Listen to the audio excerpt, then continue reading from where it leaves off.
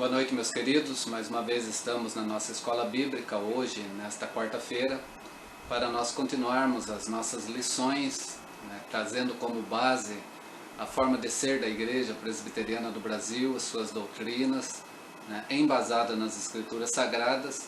E hoje a lição de número 16 vai ser uma lição um pouco mais longa.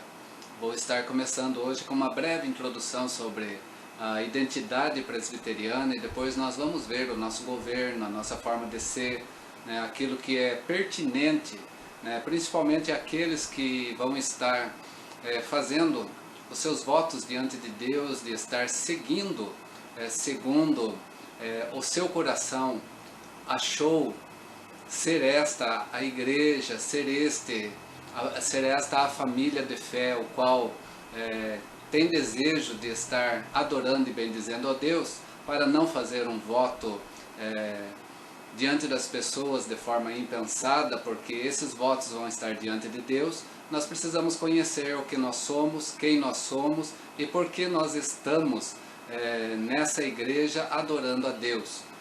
Portanto, essa lição de número 16 que é a última lição a propósito, que começa numa introdução hoje, seria pertinente até mesmo aqueles que estão membros da igreja já há um bom tempo, que talvez tenham esquecido a forma de ser da sua própria igreja diante das inovações de outras denominações que nos cercam e às vezes também querem nos atrair para ela, aonde nós de forma impensada podemos até estar contra os nossos votos dados a Deus, e lembrando que é melhor não votar do que votar e não cumprir, Eclesiastes fala isso, não se apresse diante de Deus, diante disso, mas depois de feito, de forma pensante, de forma atuante, Deus também está diante desse momento e Deus vai estar ouvindo, Deus vai estar vendo e Deus vai estar também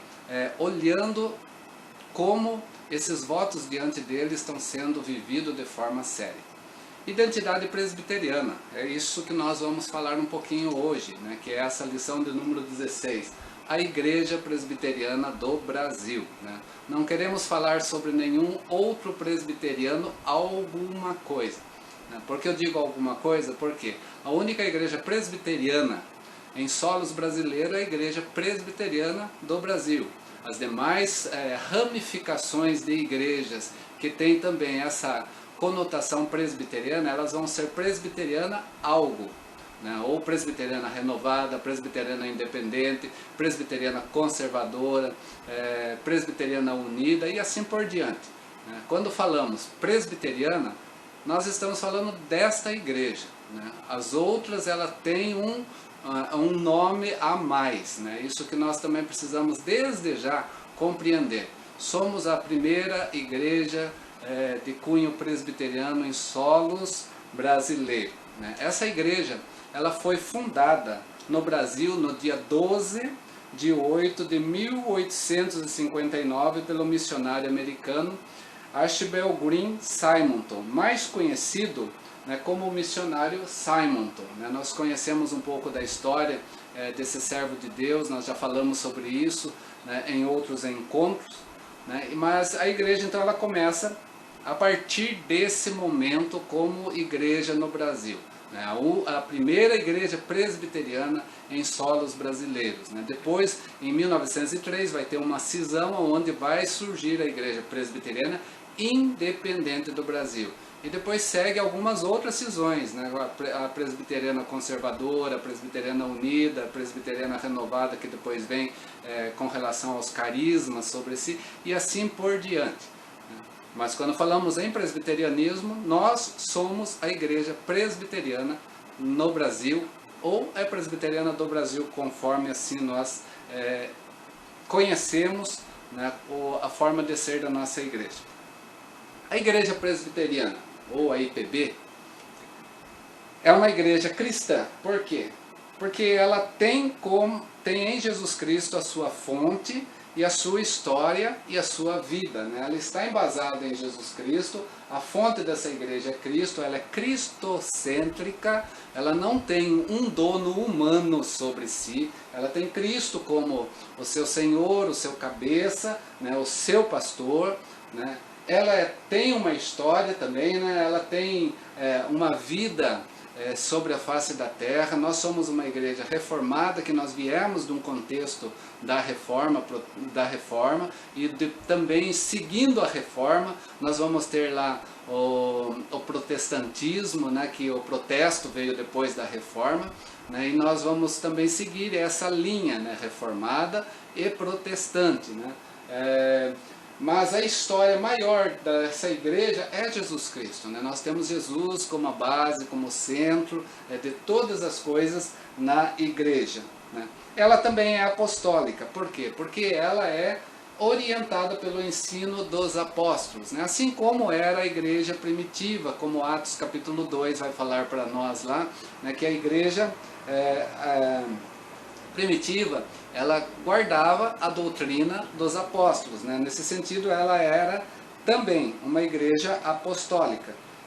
Efésios capítulo 2, verso 20, o texto que está aqui para nós diz: edificados sobre o fundamento dos apóstolos e profetas, sendo ele mesmo Cristo Jesus a pedra angular. Nós somos uma igreja apostólica, que nós somos edificados também o quê? Pela doutrina dos apóstolos, né, ou pelo fundamento dos apóstolos e dos profetas. Quando falamos apóstolos, Novo Testamento, profeta, o Velho Testamento, mas tendo como, diz o verso 20 aqui, como pedra angular, como centro dessa igreja, Jesus Cristo, né? Jesus em primeiro lugar, né? Depois nós temos os apóstolos e os profetas, né? E depois nós vamos ter a nossa história, a nossa confissão também, que vem em cima disso, né? Quando falamos Jesus como o princípio dessa igreja, Jesus é o próprio Evangelho para nós também, as Sagradas Escrituras. Nós temos que ver,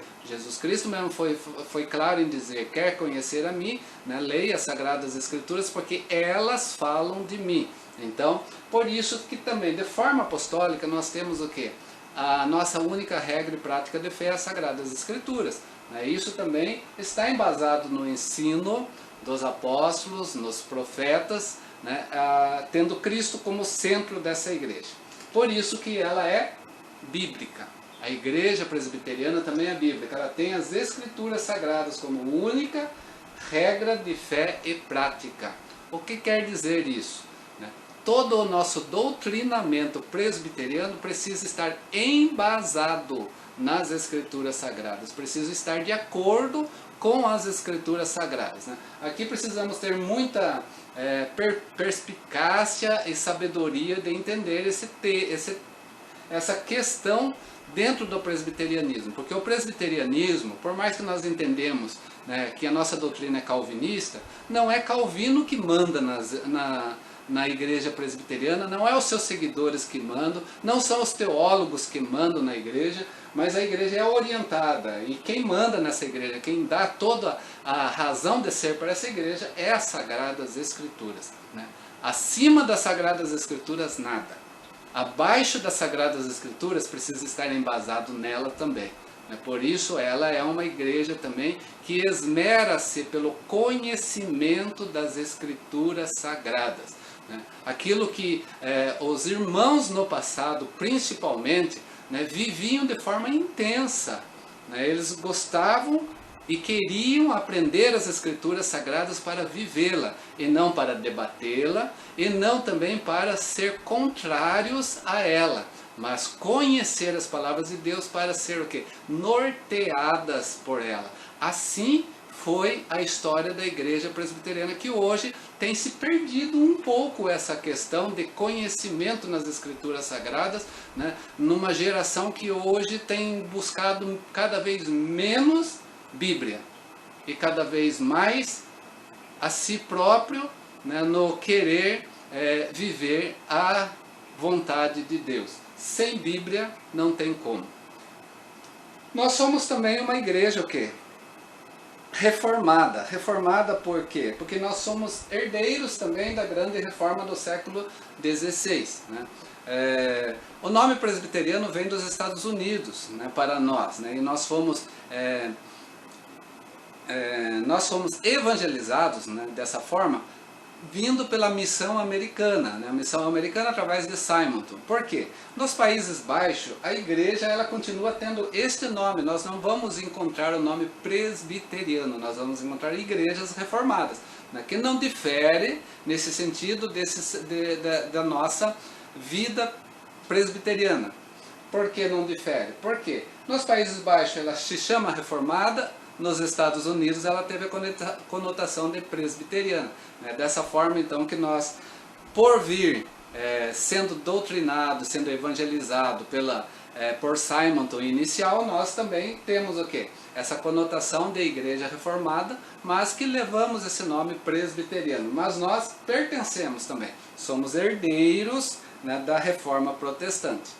A igreja presbiteriana ela crê e proclama todas as afirmações do credo apostólico. Né? Há quem entendem de forma equivocada, né, este documento da igreja no seu passado. Né? O que é o credo apostólico? O credo apostólico é um resumo da doutrina dos apóstolos, né? Por isso o credo apostólico. Ele não é algo pertencente a uma igreja chamada católica, apostólica e romana. Nós precisamos olhar dessa forma. Né? Ela está presente na nossa vida presbiteriana. Né? Inclusive, se nós pegarmos a nossa Bíblia presbiteriana, que vem junto com o inário, a última parte nós vamos ter o quê? O credo apostólico lá, que era, antigamente, né, também lembrado nos cultos diante da liturgia, quando o credo apostólico também era lido, né, era proclamado dentro do culto público a Deus. No Brasil, por uma questão aí de catolicismo romano, nós praticamente perdemos essa história dentro de nós, achando que isso não nos pertence. Mas a igreja crê e proclama todas as afirmações do credo apostólico também. Né? Precisamos disso. Né? Isso por isso que também nós reconhecemos a história, né, da igreja primitiva dentro desse documento.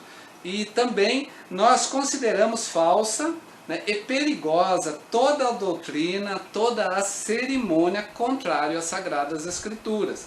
Né? Nós temos o credo apostólico lá na nossa história, na nossa vida, e está presente ainda na nossa história e na nossa vida, né? Mas nós não fazemos o quê?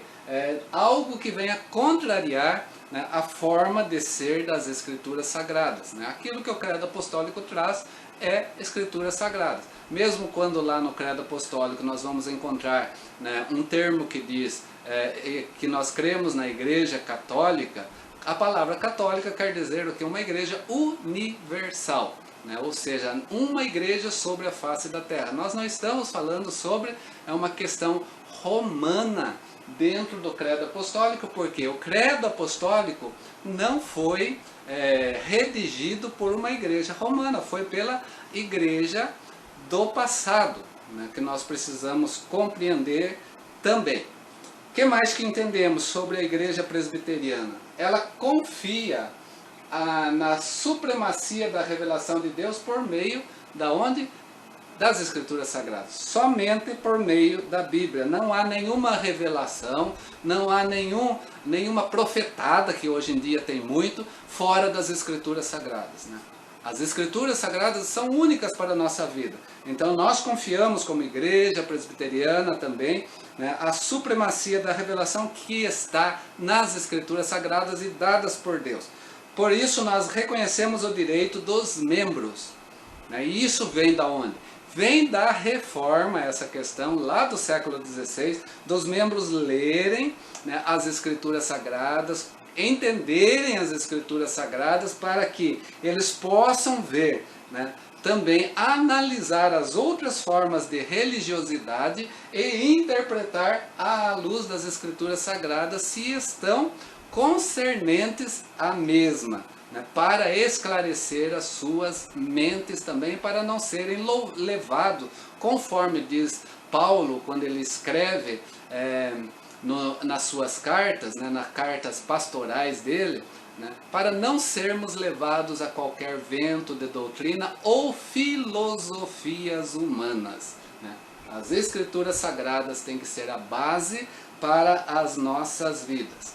O que mais entendemos como igreja presbiteriana?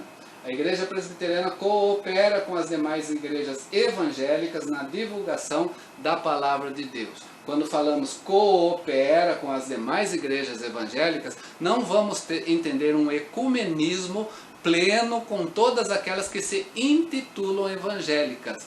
Porque igrejas evangélicas para nós é aquelas que estão firmadas na palavra de Deus e não se distanciaram em algum momento de alguns quesitos na vida da igreja que não seja pautado pela palavra de Deus. Portanto, nós cooperamos com as demais evangélicas que têm também uma base séria e sólida nas Escrituras Sagradas. E dessa forma que nós vivemos também a nossa vida de fé presbiteriana. Quando falamos aqui em Palavra de Deus, nós precisamos entender também o que? A divulgação das Escrituras Sagradas. Porque nelas, nas Escrituras Sagradas, o homem pode encontrar Jesus Cristo. A salvação está tão somente em Jesus Cristo. Há igrejas que pregam a salvação a partir da sua igreja. Né? Você tem que estar naquela denominação para ser salvo. Logo, nós já rechaçamos esse sentido na vida de divulgação da palavra de Deus. O homem encontra em Jesus Cristo, né, nesse sentido, a sua vida, a salvação, e ele pode receber essa salvação tão somente também em Jesus Cristo. É dessa forma que a igreja coopera com aquelas que têm esse pensamento. Né? Olha o que diz a palavra de Deus em João capítulo 1, verso de número 12. Mas a todos quanto o receberam, receberam quem? Jesus Cristo. Deu-lhe o poder de serem feitos filhos de Deus, a saber, aos que creem no seu nome. Não fala que tem que crer em outra coisa, mas crer em Cristo Jesus. As igrejas que vivem dessa forma, nós também cooperamos, né, igualmente. Né? Esse é o sentido também de ser da igreja presbiteriana. Ela também coopera com os que, em obediência a Deus, amam o próximo e procuram dar-lhe assistência. É uma igreja também que tem esse olhar também, né, nesse sentido assistencial, diaconal, né, não só voltado para si, mas para os irmãos na fé também. Né, e coopera com aqueles que, em obediência à palavra de Deus, também demonstra amor ao seu próximo, no sentido de auxílio, de ajuda. Né? Logo, o diaconato na igreja presbiteriana, ele vai um pouco além, da casa sim, em primeiro lugar, mas também aos demais irmãos da fé também na cooperação. Assim, a igreja presbiteriana tem a sua forma de identidade, embora, né, às vezes nós vemos isso daqui de uma forma um pouquinho menos intensificada, o que não deveria ser em nós quando falamos de diaconato, né, na igreja no sentido pleno de todos os irmãos. Né? Praticar, né, a boas obras, né? Praticar uma fé que produz obras, isso daí faz parte da igreja presbiteriana, e nesse sentido ela dá as mãos, né, àqueles que, em obediência à palavra de Deus também, né, amam o seu próximo. Né? Não é um ecumenismo total também nessa cooperação também, vamos entender isso. Né? Tem esse quesito, obediência a Deus. A obediência a Deus está na sua palavra. Vive de acordo com a palavra de Deus. Regra e prática. Assim é a igreja presbiteriana. O que mais que nós entendemos da igreja presbiteriana? Ela proclama que Jesus é o único salvador de todo aquele que nele crê. Não há outra salvação que não seja em Jesus Cristo. Assim como não há outro mediador que não seja Jesus Cristo em nossa vida. Né? O texto bem conhecido nosso que está lá em João capítulo 3, verso 16, que nós conhecemos bem, porque Deus amou o mundo de tal maneira que deu o seu Filho unigênito para que todo aquele que nele crê não pereça, mas tenha a vida eterna. Né? Só em Cristo Jesus, e é isso que a igreja proclama. Ainda nós podemos ver essa verdade também no mesmo evangelho,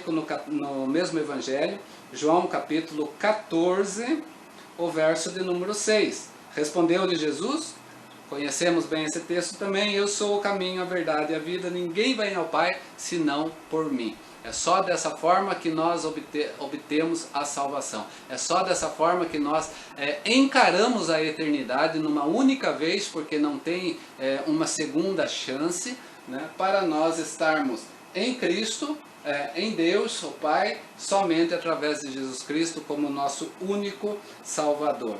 E é somente dessa forma, então, que a igreja também entende que, pela fé, o pecador recebe a salvação. Né? Pela fé. Efésios, capítulo 2, verso 8 e 9. Porque pela graça sois salvos, né? Graça, presente, dom gratuito de Deus, mediante a fé. Qual fé? A fé que não é tua também, porque é Deus quem concede. Mediante a fé, e isto não vem de vós, nem a graça nem a fé, porque é presente de Deus, é dom de Deus, não de obras, não são as obras que nos garantem a salvação em primeiro lugar, né? Para que ninguém também se glorie, diz Efésios capítulo 2, verso 8 e 9.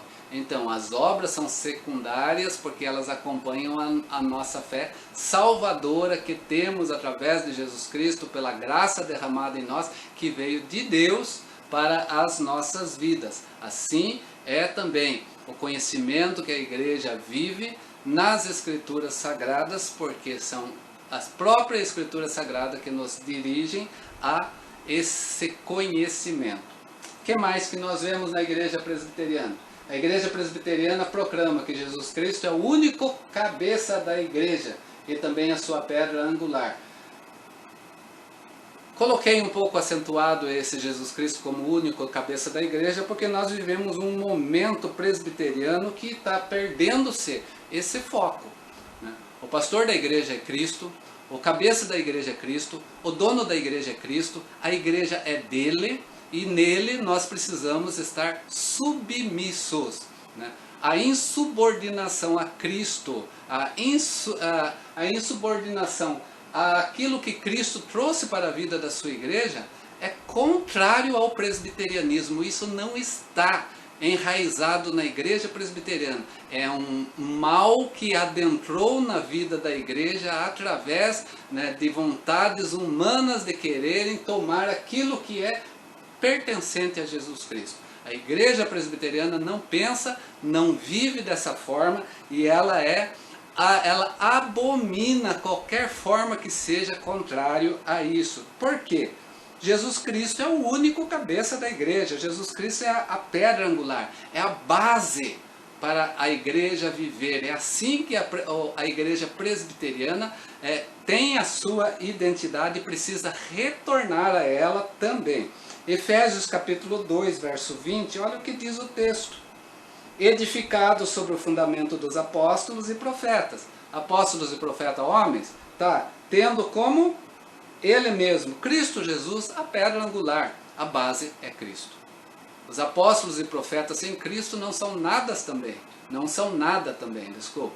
Mas precisa da base, e a base é Cristo Jesus. Palavra de Deus ainda. Em 1 Pedro, capítulo 2, verso 4 a 8. Chegando-vos para Ele, Cristo, o cabeça, Ele, Cristo, a pedra angular. Chegando-se, pois, a Ele, a pedra que vive, rejeitada sim pelos homens. Né? Como que os homens rejeitam a Cristo? Não deixando Ele ser o cabeça, não deixando Ele ser a base sobre essa igreja. Logo, essa rejeição está no mundo? Não, ela pode estar dentro da própria eclesia, dentro da própria igreja. Rejeitada sim pelos homens, mas para com Deus eleita e preciosa. Também, vós mesmos, como pedras que vivem, né? Pedrinhas que vivem, né, porque vocês estão sobre essa rocha, sois edificado casa espiritual para ser de sacerdócio santo, a fim de oferecer sacrifícios espirituais agradáveis a Deus por intermédio de Jesus Cristo. E quando Pedro está falando de sacrifícios espirituais que nós trazemos na presença de Deus, não vamos esquecer de Romanos capítulo 12, Paulo escrevendo, quando ele fala que o nosso culto é sacrifício vivo, santo e agradável a Deus, que é o nosso culto racional. Culto sem razão, esqueça. Você tem que ter razão de você estar na presença de Deus, porque você foi feito segundo a imagem de Deus, né, um Deus que tem o quê? Toda a ciência, Deus que tem todo o conhecimento, Deus que te deu isso para você, Ele te deu uma mente para você pensar e para você agir, né? Se você não age dessa forma, esse culto a Deus é algo que não está acontecendo, porque nós temos que oferecer sacrifícios espirituais agradáveis a Deus por intermédio de Jesus Cristo. Jesus que é a verdade, Jesus que é a vida, Jesus que é o caminho, Jesus que é as Escrituras Sagradas. Pois isso está na onde? Verso 6. Nas Escrituras Sagradas. Eis que ponho em Sião uma pedra angular eleita e preciosa, e quem nela crer não será de modo algum envergonhado. Para vós outros, portanto, os que credes. É interessante que o texto aqui não está falando que é para a igreja inteira. Pedro está bem categórico aqui, ele está falando aqueles que pensam, aqueles que têm razão, aqueles que conhecem, sabem e vivem, né, o cristianismo como Cristo, o único cabeça, a única pedra angular, a única base dessa igreja. Esses que creem em Cristo dessa forma, ele diz, verso 7, é a preciosidade, Jesus Cristo. Mas para os descrentes, aqueles que se acham crentes, a pedra que os construtores rejeitaram, esses descrentes também estão rejeitando, esta veio a ser a principal pedra angular e pedra de tropeço. O tropeço está nos descrentes, não está nos crentes, porque os crentes estão firmados, seus pés em Cristo Jesus, eles não tropeçam, eles não vacilam, eles não vão estar desanimados, mas eles vão estar firmados, né? Mas os descrentes sim, estes os que tropeçam, e tropeçam onde? Na palavra. Porque não tem ela como regra e prática na sua fé e não tem conhecimento dela também na sua fé. E é isso que a igreja presbiteriana não aceita, né, dentro do seu contexto. Ela vive as Sagradas Escrituras, sendo desobedientes. Porque quem não conhece a verdade das Escrituras Sagradas pode até fazer um voto a Deus. Quem conhece parcialmente as Escrituras Sagradas pode até fazer um voto a Deus, mas logo vão desobedecer, porque não estão firmados na rocha que é Cristo, através da palavra que deveria habitar na sua vida. Para os que também foram, vós porém quem? Raça eleita, sacerdócio real, nação santa, povo de propriedade exclusiva de Deus. Quem são esses? Os que têm Cristo como cabeça, os que estão firmados na pedra que é Cristo, a pedra angular, né? E conhecem verdadeiramente a palavra de Deus e a seguem. Esses são raça eleita, sacerdócio real, nação santa, povo de propriedade exclusiva de Deus, a fim de proclamar, dizer, esses podem proclamar sim, porque neles não há engano na sua palavra, neles não há um outro evangelho, e não há um evangelho de confusão, mas o verdadeiro evangelho de Cristo, a fim de proclamardes a virtude daqueles que vos chamou das trevas para a sua maravilhosa luz. Como eu amo esse texto! Esse texto mostra muito bem a estrutura da igreja presbiteriana naquilo que ela busca viver ou querer viver, né? Aquilo que ela dá para os seus membros como suporte, né? Para aqueles que querem ser crentes nesse sentido, viver Cristo como único cabeça e ter Ele como pedra angular. Esses podem se dizer cristãos presbiterianos de fato, né? Porque ser cristão e ser presbiteriano não é desmerecer Cristo, porque a igreja presbiteriana tem Cristo como cabeça. A igreja presbiteriana está firmado na rocha, que é Cristo Jesus. Isso precisamos entender. Essa é a identidade presbiteriana. Esses que por meio de Cristo, por intermédio de Cristo, então, têm livre acesso diante de Deus. Esses têm livre acesso diante de Deus através do Espírito Santo, né? Esses realmente vivem uma vida guiada, pautada pelo Espírito Santo de Deus. Olha que interessante. A igreja presbiteriana, ela chama essa responsabilidade sobre os seus membros para que eles possam estar o quê? Cheios do Espírito. Ser cheio do Espírito é deixar o Espírito encher a sua vida. Encher a sua vida com a palavra de Deus, encher a sua vida com Cristo, né? Encher a sua vida para que você tenha essa base firmada sobre a sua vida. E isso é ser cheio do Espírito, não é outra coisa. É deixar o Espírito te encher. Por isso que o último fruto do Espírito é o quê? Domínio próprio. Oh, que beleza, né? Não é nada daquilo que Augusto Cury fala ou qualquer outra visão psicológica, filosófica fala, mas ter domínio próprio é deixar o Espírito Santo dominar a sua vida. Isso é domínio próprio, deixar-se dominar pelo Espírito. Não é você, porque eu e você não temos força por nós mesmos. É deixar que o Espírito Santo faça isso em nós. Deixar ele nos encher com aquilo que é necessário para a nossa vida. Isso é igreja presbiteriana. Eu amo isso na igreja presbiteriana. Apesar da tristeza, às vezes, de ver coisas contrárias acontecendo na sua vida. Efésios capítulo 2, verso 18. Porque por ele ambos temos acesso ao Pai em um Espírito. Por ele, Cristo, o cabeça, pedra angular. Temos acesso ao Pai pelo Espírito. Sem isso, não há Espírito agindo em nossa vida. E o Espírito aqui é o Espírito Santo.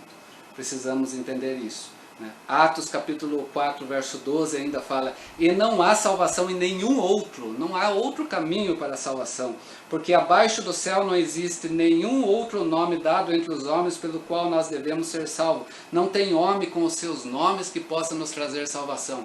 Calvino não traz salvação. Ele traz uma doutrina sistemática para a nossa vida.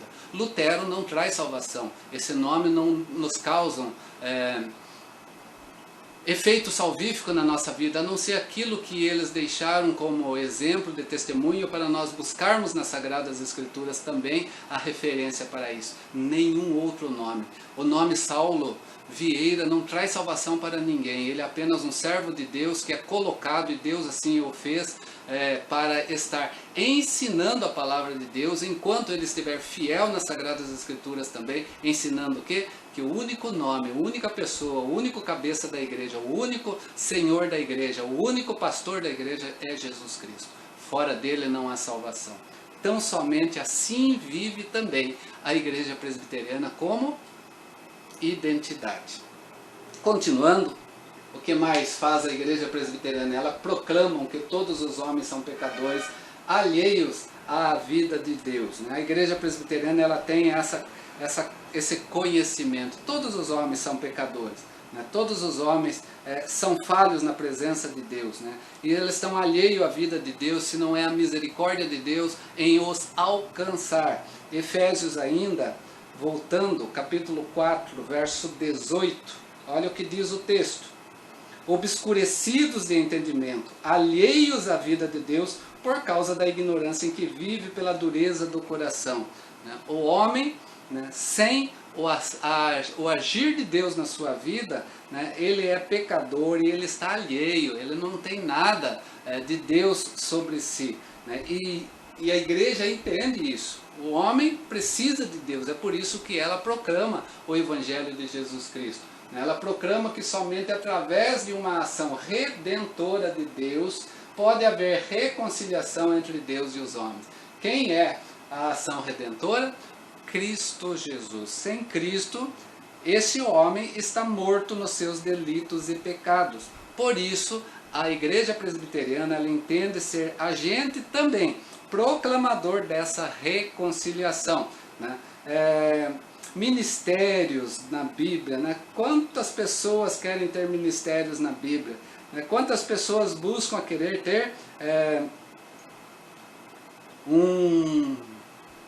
uma ação na Bíblia, na vida da igreja? E é tão bonito olhar para 2 Coríntios capítulo 5 e o verso 18 em diante, que nos diz assim: ora, tudo provém de Deus,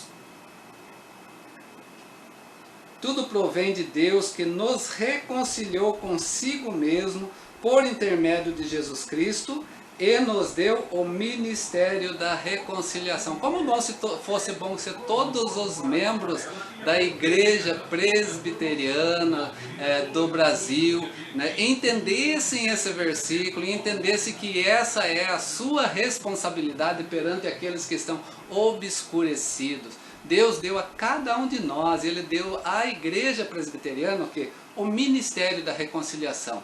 Muito melhor do que o ministério da música, muito melhor que o ministério da palavra, muito melhor do que o ministério do ensino dentro da igreja, é ser ministros de reconciliação lá fora, para que as pessoas possam conhecer Jesus Cristo. Ministério esse que poucos querem, né? Eles querem colocar o que? Terceirizado isso na vida de alguns, né? Para serem o suporte disso tudo. Esse é o melhor ministério para quem crê em Cristo Jesus e o tem como Senhor da sua vida. Assim a igreja presbiteriana entende. Cada membro um proclamador. Né? Somos todos o quê? Sacerdócio dos santos. Todos. Não é um, é todos. Não é alguém, é todos. Né? Essa é a questão.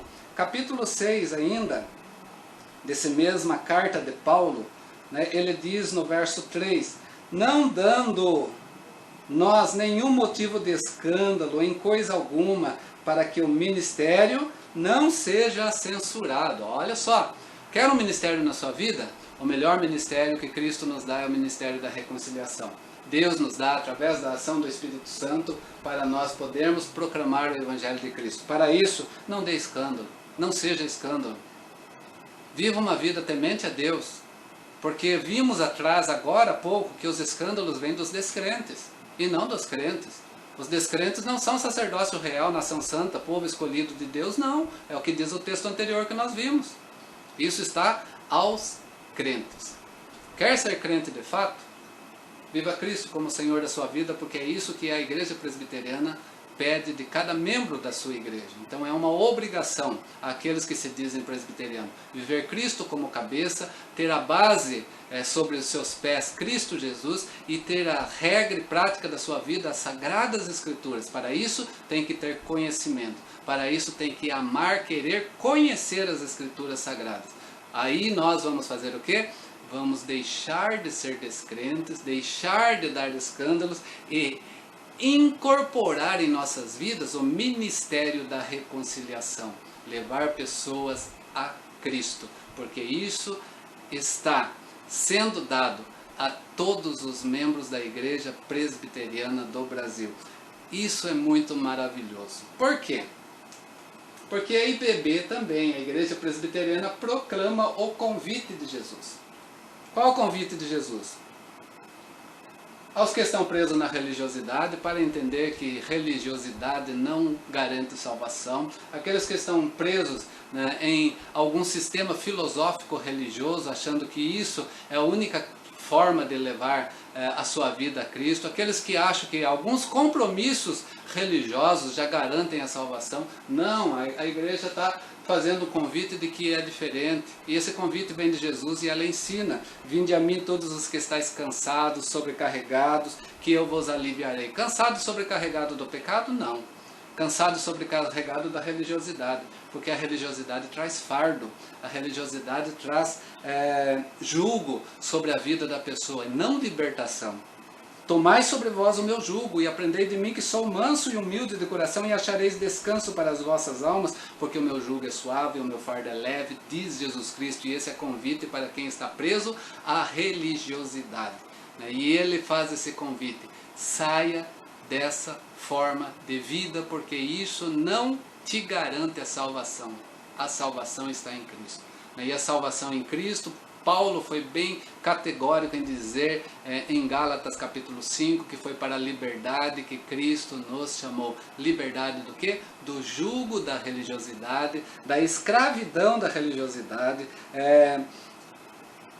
da sobrecarga, né, sobre os fardos que às vezes se impõem na vida humana para dizer que só assim a salvação. Salvação não vem por obras, não vamos esquecer disso. As obras acompanham sim a nossa salvação, mas ela vem pela fé em Cristo Jesus. Por isso esse convite aos que estão presos na religiosidade. A igreja não prega placa denominacional, mas ela prega Cristo como a libertação da religiosidade também. Ser religioso não garante salvação. Ser cristão garante a salvação. Mas para ser cristão tem que viver Cristo como o cabeça da sua igreja, viver Cristo como a sua base, firmado nas Escrituras Sagradas. Ainda a igreja também faz o convite aos que têm fome e sede espiritual. Aí sim, há aqueles que não estão presos numa religiosidade, mas aqueles que precisam de Cristo e carecem de Cristo. E Jesus aqui ele faz esse convite dizendo que ele é o quê? Ele é o pão e ele é a água que sacia e o pão que alimenta. Eu sou o pão da vida e quem vem a mim jamais terá fome. E o que crê em mim jamais terá sede. Todo aquele que o Pai me dá, este virá a mim, Jesus Cristo dizendo. Não é a igreja presbiteriana que diz dessa forma, Jesus que diz, todo aquele que o Pai me dá, virá a mim. E o que vem a mim de modo nenhum lançarei fora. Mas esse vir a mim aqui, vem aqui da ação do Espírito Santo, que Deus faz através também de um ministério da reconciliação que a igreja vive, como proclamadora do Evangelho, e esses que são impactados verdadeiramente e que buscam o conhecimento nas Escrituras Sagradas e são pautados por ela, jamais vai sair fora porque conhecem a verdade de fato. Os que saem fora é porque nunca conheceram a verdade de fato. Os que abandonam o barco é porque nunca tiveram firmeza na palavra de Deus de fato. E pelos frutos, diz a palavra de Deus, que a árvore é conhecida. Então, fica fácil de nós entendermos isso na vida, às vezes, de pessoas religiosas que chegam um momento, se distancia da presença de Deus.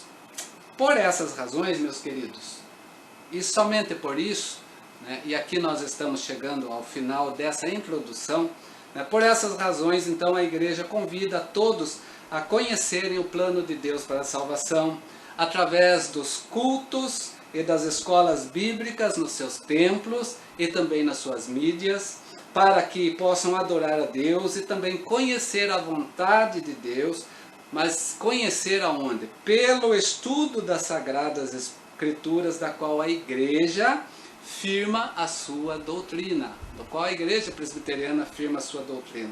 Qual é a doutrina?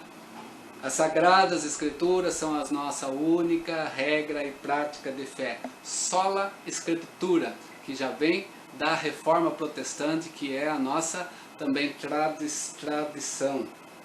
Seguindo por documentos confessionais que nós seguimos, a Confissão de Fé de Westminster, os Catecismo Maior ou Menor, que tem que ser subordinados também às Sagradas Escrituras.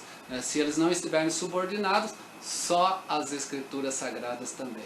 E com isso nós temos o nosso governo, a nossa forma de ser também presbiteriana, que Deus nos deixou viver dessa forma, o qual nós buscamos base também nas Escrituras Sagradas. E é sobre isso que semana que vem nós vamos falar, a estrutura da Igreja Presbiteriana do Brasil. E aqui eu chamo a atenção que às vezes até mesmo pessoas que já são membros da igreja há um bom tempo, deveria voltar a olhar para essa forma de estrutura da igreja hoje, para nós podermos viver em paz uma igreja presbiteriana que somos nós. Somos presbiterianos, mas em primeiro lugar somos cristãos, sim. Não deixamos de ser cristão por ser presbiteriano, porque se nós falarmos que nós preferimos ser cristão do que presbiteriano, nós estamos falando que a igreja presbiteriana não tem Cristo. Isso daqui é uma vergonha para nós se nós dissermos isso, porque estamos falando de nós mesmos, porque nós estamos inseridos nessa família da fé. Então, semana que vem nós vamos voltar a isso. Vamos tentar entender a estrutura da Igreja Presbiteriana do Brasil, para que nós possamos prosseguir avantes, vivendo de forma pacífica a Igreja Presbiteriana do Brasil, de forma plena a Igreja Presbiteriana do Brasil, sabendo que o cabeça dela é Cristo, a base dela é Cristo, e ela é pautada tão somente pelas Escrituras Sagradas. Que Deus te abençoe, meu querido ouvinte, minha querida ouvinte, né? E que semana que vem nós possamos começar a entender essa estrutura da Igreja Presbiteriana, coisas que nós já vimos nas doutrinas, mas agora ver algumas formas de organização interna que essa igreja tem e saber que nós, quando damos voto a Deus, nós também damos voto a viver essa forma interna também, né, nas nossas vidas, né? E aprove Deus querer deixar que nós, como presbiterianos, pudéssemos viver dessa forma. Que Deus assim nos abençoe e possamos entender, para que nós não venhamos falar mal de nós mesmos, e não venhamos dar mau testemunho de nós mesmos, mas sermos de fato uma igreja firmadas na rocha que é Cristo Jesus.